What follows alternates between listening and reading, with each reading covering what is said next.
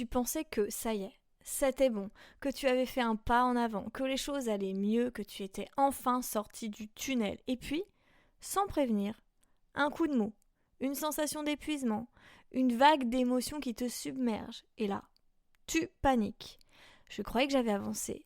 Pourquoi je me sens mal à nouveau? Est-ce que je régresse? Est-ce que tout ce travail n'a servi à rien? Dans cet épisode, on va déconstruire cette idée.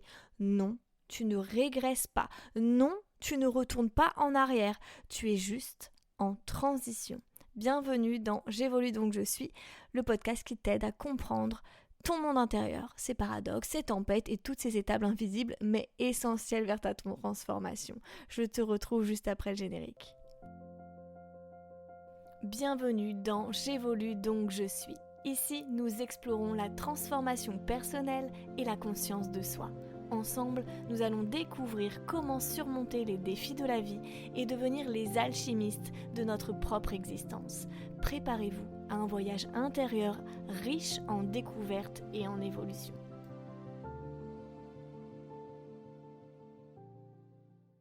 On pense souvent qu'un travail sur soi, c'est comme gravir une montagne. Une montée constante, linéaire, avec un sommet clairement identifiable.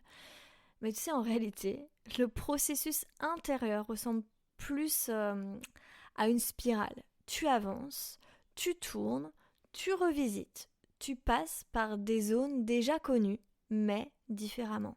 Donc, c'est normal de revivre des émotions déjà rencontrées. Elles ne sont pas identiques, hein. Tu les ressens depuis un nouvel état de conscience. Et ça, c'est déjà énorme. Je vais te donner quelques exemples pour te faire comprendre tout ça. D'ailleurs, ça me fait penser à Elodie. C'est une consultante que j'accompagne dans le programme Retrouver sa sécurité intérieure. On a bien avancé, elle allait vraiment mieux, elle était plus ancrée, plus sereine. Et un jour, elle arrive en séance, mais complètement bouleversée. Je me sens au fond du trou. Je ne comprends pas. J'ai l'impression de revenir à la case départ. Alors bien sûr, pour moi, ce n'est pas du tout le cas, donc on regarde tout ça ensemble. Elle pleure, elle doute, elle culpabilise beaucoup, et puis on réalise. C'est juste que, en fait, son système nerveux, il est en train d'intégrer un nouveau niveau de sécurité, qu'elle est en train de lâcher un vieux schéma. Et ce passage-là, c'est une mue en fait. Et une mue, ça gratte, ça bouscule, mais ça précède toujours une expansion.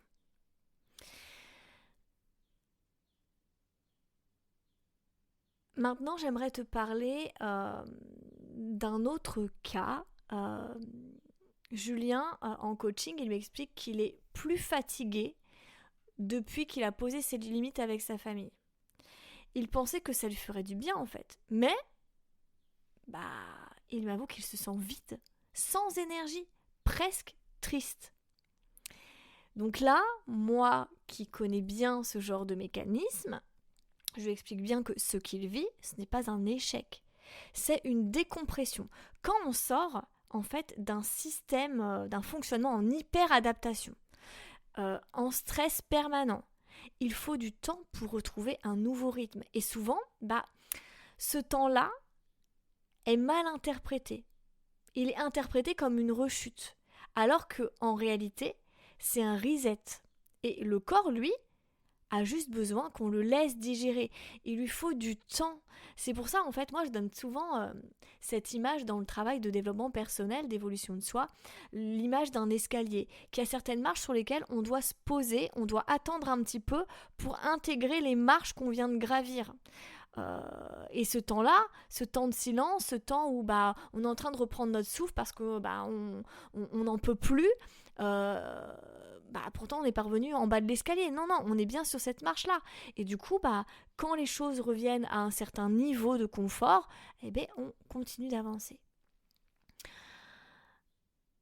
En fait, certaines personnes aussi, quand elles vont mieux, elles sabotent inconsciemment leur paix.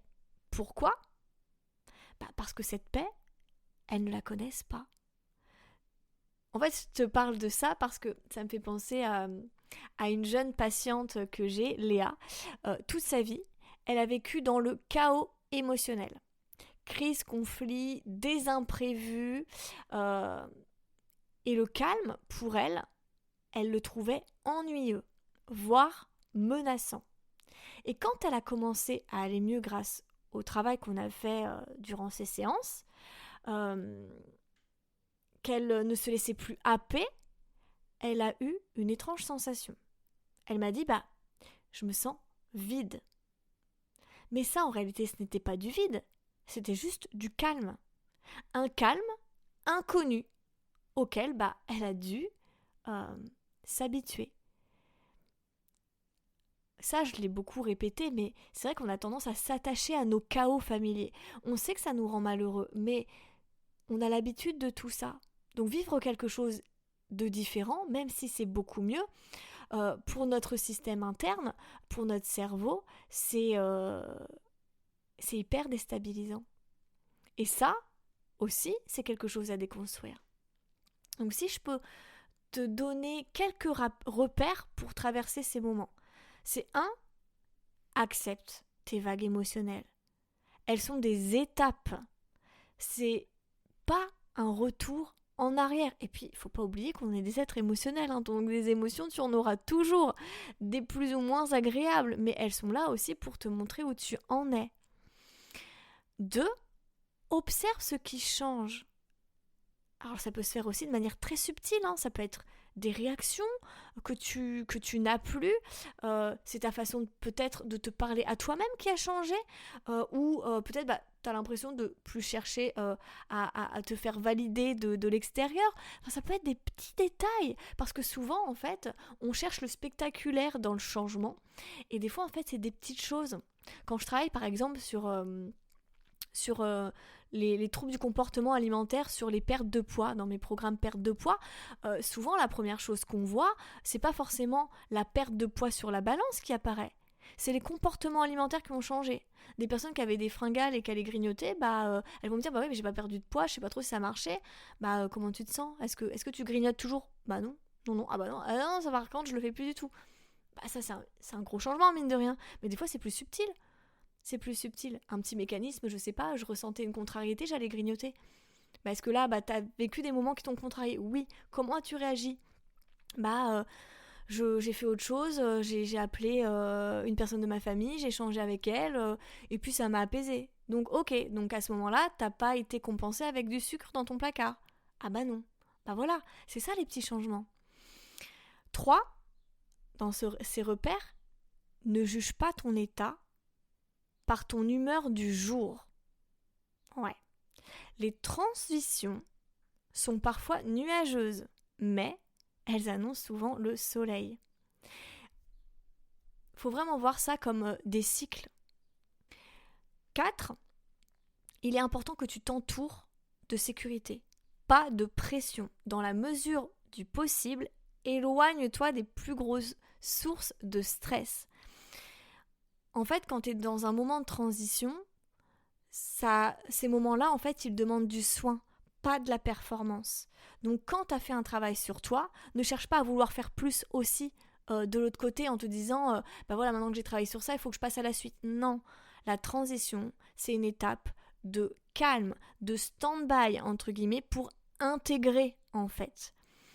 Tu peux pas utiliser ton ordinateur quand il est en train de charger la nouvelle version, en fait. T'as lancé, toi, le travail, il est en train de se faire, mais l'ordinateur, lui, il est en train de mettre en place les changements de ce nouveau programme à l'intérieur de lui, de son système. Donc, tant que c'est pas à 100%, tant qu'on te dit pas « ok, c'est safe, c'est ok », tu peux pas avancer. Donc, c'est pareil, en fait. Et 5, note tes avancées passées, pour te rappeler que tu es bien plus loin que tu ne le crois. Moi, c'est pour ça, en fait, en quelque sorte, que j'aime beaucoup faire du journaling. Ça, je l'ai déjà dit à de nombreuses reprises. Moi, si je prends des cahiers et que je me le relis quelques années en arrière, mais même quelques mois en arrière, je me dis, waouh, t'en étais là, t'étais dans cette façon de penser, dans ces mécanismes, dans ces schémas. Et aujourd'hui, non, t'en es plus du tout là. Et pourtant, il y a eu des moments hyper violents émotionnellement. Il y a eu des moments où j'ai douté que le travail sur moi avait fait son œuvre. Et en fait, en regardant avec un œil nouveau, dans le moi du moment présent, dans un moment de calme, bien sûr, c'est pas dans l'agitation qu'on fait ce genre de travail, on se rend compte que on a vachement avancé. Mais en soi, si je dis une bêtise, tu pourrais très bien, dans un moment où tu es en plein doute, reprendre en effet tes écrits du passé et de constater que non, t'es déjà plus là. Alors oui, il y a des choses similaires, mais comme je dis, on est des êtres émotionnels, donc les émotions se ressemblent. Voilà. En bref, les cycles émotionnels ne sont pas des erreurs. Ils sont les battements de ton évolution. Et parfois, aller mieux, c'est juste apprendre à vivre autrement. Plus en paix, moins dans le drame. Et ça aussi, ça s'apprend.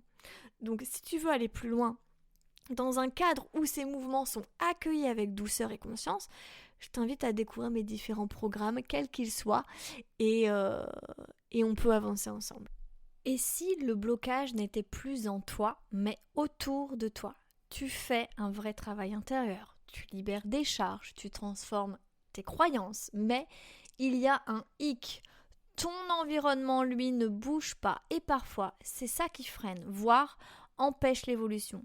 Parce que tu restes dans une relation qui t'épuise, un travail qui t'oppresse, un rythme de vie qui va à l'encontre de toi-même. Dans le prochain épisode, on parlera de ces moments où tu changes profondément, mais où ton monde extérieur reste figé. Et pourquoi tant que tu ne fais pas bouger ce qui t'entoure, le corps, l'esprit et l'inconscient ne peuvent pas s'aligner.